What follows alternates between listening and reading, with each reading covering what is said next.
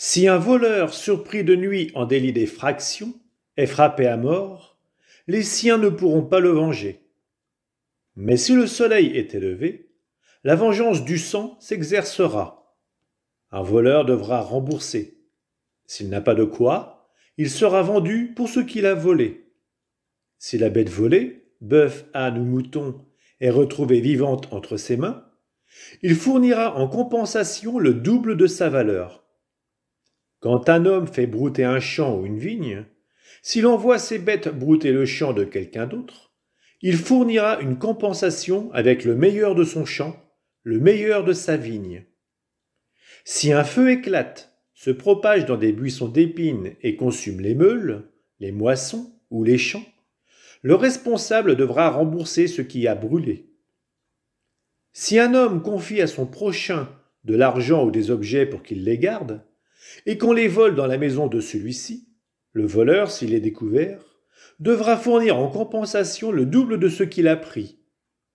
Mais si le voleur n'est pas découvert, le maître de la maison s'approchera de Dieu pour jurer qu'il n'a pas porté la main sur le bien de son prochain.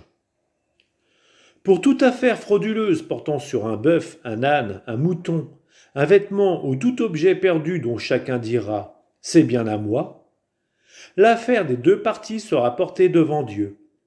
Et celui que Dieu déclarera coupable devra fournir le double en compensation à son prochain. Si un homme confie à son prochain un âne, un bœuf, un mouton, ou toutes sortes de bêtes pour qu'il la garde, et que la bête crève, se blesse ou soit enlevée sans témoin, les deux parties prêteront serment au nom du Seigneur. Le gardien jurera qu'il n'a pas porté la main sur le bien du prochain. Alors le propriétaire de l'animal acceptera et le gardien n'aura pas à fournir de compensation. Mais si l'animal a été volé à proximité du gardien, celui-ci fournira une compensation au propriétaire. Si l'animal a été déchiré, le gardien en produira une preuve et n'aura pas à fournir de compensation. Et si un homme emprunte un animal à son prochain, et que la bête se blesse ou crève en l'absence de son propriétaire, il devra fournir une compensation à ce dernier. Mais il ne devra rien si le propriétaire est présent. S'il s'agit d'un animal loué, le montant de la location reste dû. Si un homme séduit une jeune fille vierge qui n'est pas fiancée, et qu'il couche avec elle, il devra verser le prix pour en faire sa femme. Si le père refuse de lui donner sa fille, l'homme versera néanmoins la somme d'argent fixée pour le prix d'une vierge. Une sorcière, tu ne la laisseras pas vivre. Celle qui couche avec une bête sera mise à mort. Celui qui sacrifie au Dieu sera voué à l'anathème, sauf s'il sacrifie au Seigneur à lui seul. Tu n'exploiteras pas l'immigré, tu ne l'opprimeras pas, car vous étiez vous-même des immigrés au pays d'Égypte. Vous n'accablerez pas la veuve et l'orphelin. Si tu les accables et qu'ils crient vers moi, j'écouterai leurs cris. Ma colère s'enflammera et je vous ferai périr par l'épée. Vos femmes deviendront veuves et vos fils orphelins. Si tu prêtes de l'argent à quelqu'un de mon peuple, à un pauvre parmi tes frères, tu n'agiras pas envers lui comme un usurier, tu ne lui imposeras pas d'intérêt.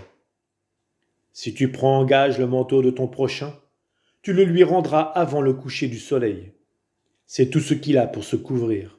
C'est le manteau dont il s'enveloppe, la seule couverture qu'il ait pour dormir. S'il crie vers moi, je l'écouterai, car moi, je suis compatissant. Dieu, tu ne le maudiras pas, et tu ne prononceras pas de malédiction contre un chef de ton peuple. Tu ne tarderas pas à offrir le fruit de tes champs et de ton pressoir.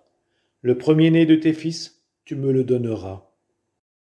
Tu feras de même pour ton bœuf et ton petit bétail. Le premier-né restera 7 jours avec sa mère. Le 8e jour, tu me le donneras.